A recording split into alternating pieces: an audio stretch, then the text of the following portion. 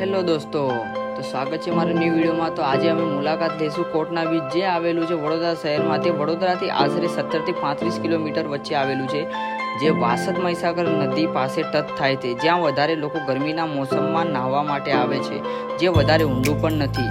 ત્યાં તમને ખાવા પીવાની અનેક વાનગીઓ મળશે, જેમ કે બાફેલી મકાઈ, પાપડી લોટ, ભૂંગળા, તળેલા ભૂંગળા, જેમ કે પીવાની વાનગીમાં પાણીની બોટલોની સુવિધા પણ કરવામાં આવેલી છે। અને બીજી વાત, ત્યાં નાવડી અને બોટ રાઇડિંગ કરવાનું પણ છે, જે વધારે મોંઘું પણ નથી। અને આ તમે જોઈ શકો છો, જે લોકોને તરતા ના આવે એમની માટે સ્પેશિયલ આ ફુગ્ગા મૂકવામાં આવ્યા છે, જે તમે ત્યાંથી ખરીદી શકો છો। અને પાણી બી તમે જોઈ શકો છો કેટલું ચોખ્ખું છે।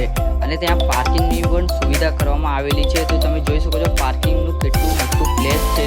અને આટલું ખુલ્લું વાતાવરણ બી છે, અને કોઈ વસ્તુની ત્યાં ટેન્શન નથી કે તમારી બાઇક ચોરાઈ જાય, ત્યાં કંઈ પણ થાય। અને આ બોટ પણ ત્યાં મૂકેલી છે રાઇડિંગ કરવા માટે।